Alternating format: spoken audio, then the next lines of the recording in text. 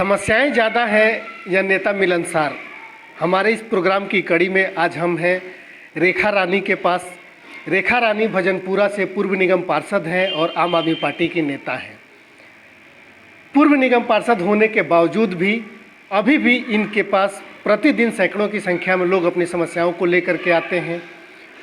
उनके समाधान करने में ये अपनी पूरी ताकत, अपनी पूरी क्षमता का उपयोग करती हैं और लगातार इनके पास लोगों की संख्या, आने की संख्या बनी रहती है। ऐसे में हमने रेखा रानी को चुना यह जानने के लिए कि वास्तव में क्या वजह है कि इतनी संख्या में अभी भी लोग इनके पास अपनी समस्याओं को लेकर के आते हैं।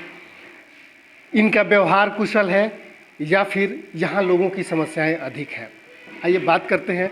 रेखा जी, बहुत बहुत स्वागत है आपका हमारे इस प्रोग्राम में। सबसे पहला सवाल तो ये कि आप अभी निगम पार्षद नहीं हैं, आप एक पूर्व निगम पार्षद हैं। क्षेत्र में लगातार काम करते रहीं, आपने एक परफॉर्मेंस करके भी दिखाया है। अभी भी जब आप निगम पार्षद नहीं हैं और 4.5 साल बीत चुके हैं, बावजूद इसकी उतनी ही संख्या में लोग आपके पास आने वाले, आप क्या वजह मान रही हैं? समस्याएं ज़्यादा हैं या आपकी मिलनसार प्रवृत्ति है जिसकी वजह से लोग आपके पास बेहिचक आते हैं? जी बिल्कुल। एक्चुअली देखिए, मुझे लगता है कि जिस तरीके से हमने 5 साल हमें काम करने का जो मौका मिला था, हमने जिस तरीके से काम किया और जनसंपर्क जो बनाया था, यही वजह है कि वो लोग आज भी इतना अपने आप को कंफर्टेबल महसूस करते हैं। या हर समस्या के लिए लोग जो है हमसे कांटेक्ट करते हैं। हम किसी भी पद पे रहे या ना रहे, वो कहते हैं जी हाँ, मेरे लिए आप ही है। हर समस्या के समाधान के लिए लोग हमें बहुत ही अपना समझ के लोग अपनी समस्याएं बताते हैं। तो जनसंपर्क उसी तरीके से बना हुआ है। ऑफिस हमारा हमेशा खुला रहता है, लोग आते जाते रहते हैं। आज भी सुबह से कैंप लगा हुआ था। यहाँ हमने जो जनता की समस्याओं के लिए बहुत सारी लोगों के पास अगर कागजात नहीं होंगे तो सरकारी सुविधाओं का लाभ नहीं उठा पाते हैं। तो जैसे लोग बताते रहे उसी हिसाब से हम उनकी समस्याओं को समाधान करने की कोशिश करते हैं। आज जो कैंप लगा था उसमें वोटर कार्ड है, ई श्रम कार्ड है, हेल्थ कार्ड है, विधवा पेंशन, विकलांग पेंशन। तो तकरीबन 150 से ज़्यादा लोगों ने आज यहाँ जो है अपना फॉर्म भरवाए हैं, कागज़ लेके आए हैं। इससे पहले भी हम हर 15 दिन में हमारे ये कैंप चल रहे हैं। तो हर बार इसी तरीके से भीड़ रहती है। कभी फर्स्ट कैंप में तो शायद 400 से ज़्यादा लोग थे जिन्होंने अप्लाई किया था। तो अब धीरे धीरे जैसे भी लोगों की समस्याएं आती है उसी के हिसाब से हम लोग कोशिश करते हैं कि उनकी समस्याओं को दूर किया जाए। जैसे कि आज छठ की बात थी, तो पिछले कई दिनों से जो छठ के प्रबंधक हैं, जो लोग समितियां हैं, वो लोग हमसे संपर्क कर रहे थे कि जी हर साल जैसे आप करवाते हैं, छठ का कार्यक्रम करवाते हैं, वहाँ पे जो काम कर टाइम भी कोई आ सकता है। 24 घंटे हमारा ऑफिस खुला रहता है। तो ऐसी कोई बात नहीं है, कोई प्रोटोकॉल नहीं है हमसे। भीड़ के साथ कितनी सहज हैं आप? अगर बहुत बड़ी संख्या में लोग आए, बहुत बड़ी संख्या में भी लोग आते हैं तो मुझे तो खुशी होती है। सबसे पहले तो हम चाहते हैं कि उनका आदर सम्मान किया जाए, उनको जलपान कराया जाए, उनकी ध्यान से उनकी समस्याएं सुनी जाए। क्योंकि अगर हम किसी की समस्या को ध्यान से सुनते हैं तो उन्हें लगता है कि हाँ, हमारी समस्या का समाधान भी संभव है। और उसके बाद फिर हम पूरी कोशिश करते हैं कि कोई भी समस्या ऐसी ना रहे जो हम सॉल्व ना कर पाए। कोशिश करते हैं कि पूरी की पूरी जो है लोगों की समस्या सुने और अच्छे से उनकी समस्या का निदान किया जाए। कई बार लोगों के शिकायत पर स्पॉट पर जाने की ज़रूरत पड़ जाती है। आप अपने आप को कितनी सहज पाती हैं अगर आपको घटनास्थल पर ही जा कर के और उस शिकायत को दूर कराने के लिए? बिल्कुल, मैंने जैसे कि बताया कि कहीं भी अगर मेरे पास कुछ, खासतौर से महिलाएं बहुत उत्साहित रहती थी इस मामले में ना, कि कहीं अगर सीवर ओवरफ्लो है, आ गई जी कई सारी लेडीज जैसे है, तो मैं तुरंत उनके साथ चली जाती थी। और कई जगह जैसे जिस सील लगाने के लिए आ गई, एक बार ए ब्लॉक में 5 नंबर में ऐसा हुआ, जैसे ही फ़ोन आया मैं तुरंत वहाँ पहुँच गई, तुरंत उन लोगों को समझाया तो वो सील वहाँ रुक गई। एक बार कहीं रोड चौड़ा करने के लिए आ गए थे 4.5 पुश्ते पे, वो बुलडोजर लेके आ गए। तो वहाँ जैसे ही लोग आए, मैं अकेली ही उस टाइम पे, कोई नहीं था, तो मैं तुरंत ही वहाँ पहुँच गई थी और उन लोगों को समझाया, रुकवाया उसे कि बिना नोटिस किए आप ऐसा नहीं कर सकते। तो बहुत सारी बातें ऐसी रही कि शायद लोग बहुत सहज महसूस करते हैं, अपनापन महसूस करते हैं। नगर निगम चुनाव है और नगर निगम चुनाव को लेकर के स्वाभाविक सी बात है कि आप यहाँ से चुने हुए प्रतिनिधि थी, आप भी चुनाव में जाने की तैयारी में होंगी। आपके ये जो काम है, आपने जब निगम पार्षद के तौर पर जो डिलीवरी की, उसके बदले अभी भी लोग जो है आपको एक प्रतिनिधि के रूप में ही स्वीकार कर रहे हैं। आपको क्या लग रहा है कि आप अब जो स्थिति है उत्तर पूर्वी जो दिल्ली है उसकी, लोग किन आधारों पर वोट करने वाले हैं? आपके काम को लेकर के, या यहाँ पर जो सामाजिक वातावरण है या जो धार्मिक भेदभाव की जो एक भावना पनपी है पिछले 2 सालों में विशेष करके, उसको लेकर के दोनों में महत्वपूर्ण कौन सा होने वाला है? देखिए, मैं समझती हूँ कि 15 साल से नगर निगम में बीजेपी की सरकार है ना।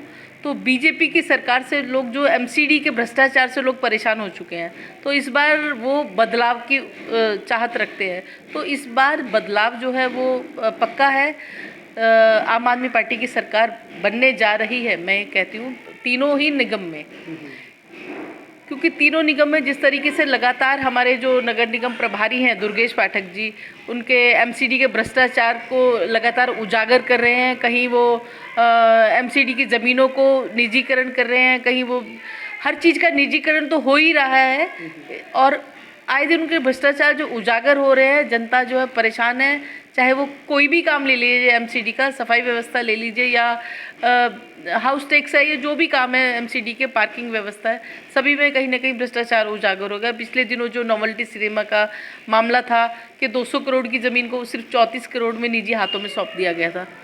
तो इस तरीके से लगातार जो उनके भ्रष्टाचार सामने आ रहे हैं, जनता परेशान हो चुकी है। तो जनता भी बदलाव चाहती है, और जिस तरीके से दिल्ली में काम हुआ है, केजरीवाल सरकार ने काम किया है, एक दिल्ली मॉडल जो है, न सिर्फ हिंदुस्तान बल्कि पूरी दुनिया में इसकी चर्चा है।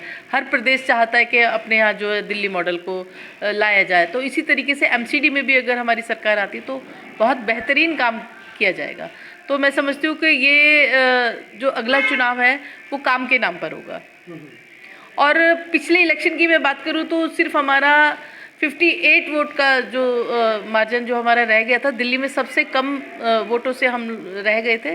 तो जनता में कहीं भी ऐसा नहीं है, कोई नेगेटिव इमेज नहीं है, सभी लोग आज भी हमें उतना ही प्यार और सम्मान करते हैं, और यही वजह है कि जनसंपर्क लगातार बनाए रखते हैं और उम्मीद रखते हैं हमसे काम करवाने। जो स्थिति है अभी नगर निगम की, जहाँ आप जब पिछली बार निगम पार्षद के रूप में थी, उस समय में और अभी में बहुत से कर्मचारी जो हैं वो रिटायर हो गए। एमसीडी के पास कई सारी समस्याएं अपनी शुरू हो गई हैं और अभी भी हैं। क्षेत्र के में काम को लेकर के आपकी, अगर आप निगम पार्षद के रूप में आती हैं तो क्या योजनाएं होंगी? आपने क्या ऐसा, कौन कौन से आपके दिमाग में ऐसे है चीज़ें हैं जिससे आप क्षेत्र की बेहतरी के लिए और एक प्रमुख कदम उठाने की कोशिश करेंगे? देखिए, क्षेत्र में जब पहले हम करते थे काम, हमें मौका मिला था, 5 साल हम रहे, तो हम क्षेत्र में खुद जाकर काम करते थे, क्योंकि कर्मचारी ठीक है उसकी ड्यूटी होती है काम करने की, लेकिन जब हम खुद साथ चलकर काम करवाते हैं तो उसका कुछ अलग ही असर होता है।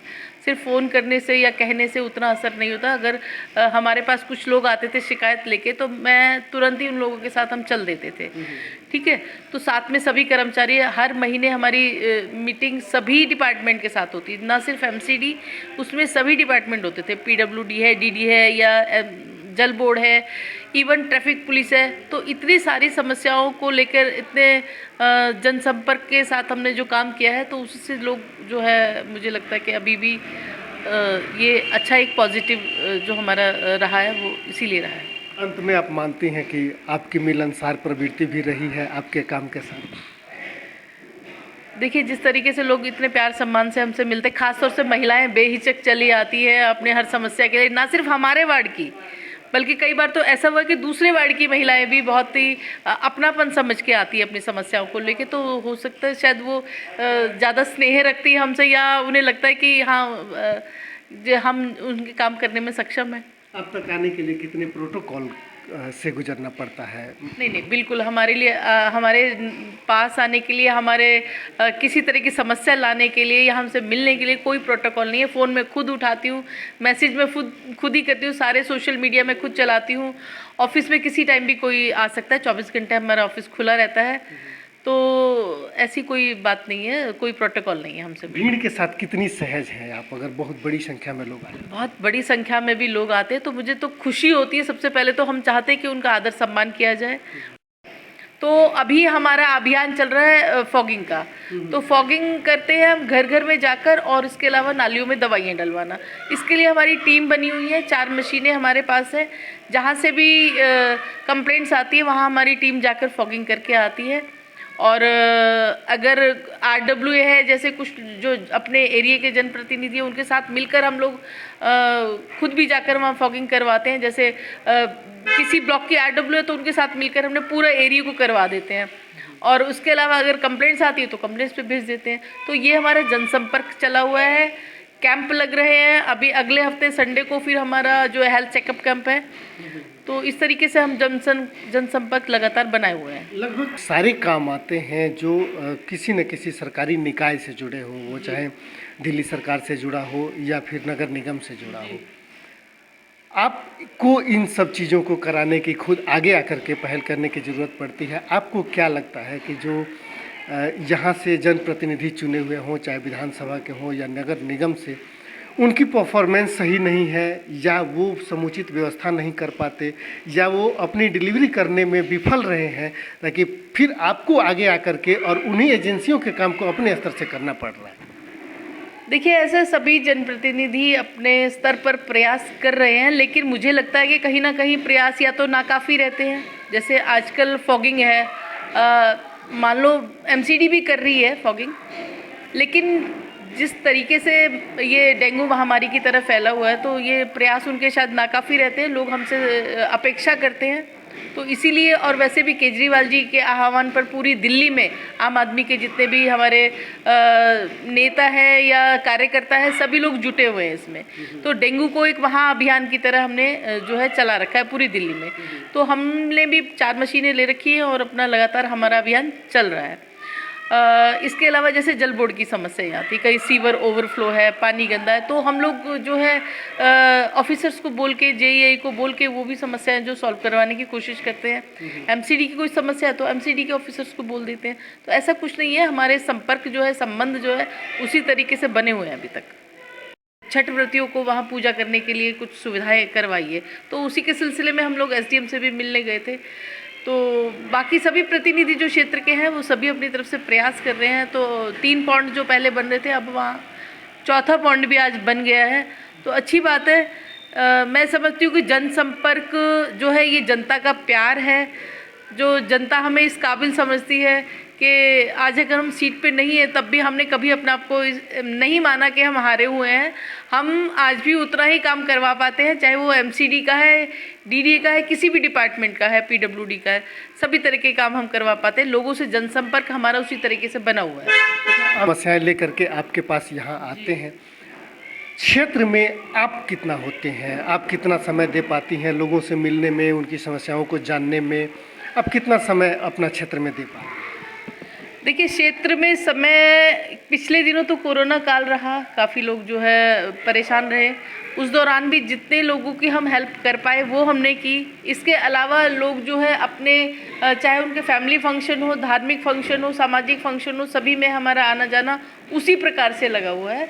हर जगह हम जहाँ से भी इनविटेशन होता है ज़रूर पहुँचते हैं। इसके अलावा जो हमारा क्षेत्रीय संपर्क है, हम हर मंगलवार को किसी न किसी अपने वार्ड के मंदिर में जो है हनुमान चालीसा का पाठ करते हैं, जिससे वहाँ के लोगों से मुलाकात भी हो जाती है और एक अच्छा संदेश भी जाता है। हम अपनी संस्कृति से जुड़े हुए हैं, तो उसे हम आगे लेकर चलते हैं। दूसरा, वृक्षारोपण जो हमने किया था, संजय सिंह जो हमारे सांसद हैं, राज्यसभा सांसद, उनके द्वारा यहाँ हमने अपने वार्ड में जो है वृक्षारोपण की शुरुआत की थी। तो उसी को हम आगे बढ़ाते हुए अभी भी हमारा वो चल रहा है, घर घर तुलसी हर घर तुलसी। तो हम गमले के साथ उसमें जो पौधे वितरित कर रहे हैं, औषधीय पौधे हैं, तुलसी के अलावा और भी उसमें पौधे होते हैं। तो ये भी एक जनसंपर्क का अच्छा माध्यम रहा। इसके अलावा अब जो है बीमारियों का ऐसा दौर आया है कि आप देख रहे हैं घर घर में डेंगू, चिकनगुनिया और इस तरीके की जो परेशानियां लोगों को उठानी पड़ रही है। देखिए, ये तो डिपेंड करता है कि लोग हमें कैसा समझते हैं, है ना। तो लोग अगर समझते हैं कि हम उनके बातों को सुन सकते हैं, उनकी समस्याओं पे ध्यान देते हैं, उनके काम करवाते हैं, तभी वो इतने सहज रूप से हमारे पास आते हैं। ठीक है, बहुत बहुत धन्यवाद। तो ये थी रेखा रानी, जो सहजता से लोगों के पास जाना और उसी सहजता से लोगों के लिए एक परिस्थिति क्रिएट करना कि अगर इनके पास किसी को अपनी किसी बात को लेकर के, किसी समस्या को लेकर के या किसी ज़रूरत को लेकर के आना हो तो किसी तरह के किसी प्रोटोकॉल की ज़रूरत नहीं है। आप एक बार इनको फ़ोन करें, सीधे वह फ़ोन रेखा रानी खुद उठाती हैं, लोगों की समस्याओं पर खुद प्रतिक्रिया करती हैं, खुद यदि ज़रूरत पड़ती है तो मौजूदा जो घटना स्थल है या जो जिस समस्या जहाँ पे समस्या है वहाँ खुद पहुँचती हैं और खुद अपने साथ, अपने अधिकारियों के साथ या अपने सहयोगियों के साथ उसका समाधान करती हैं।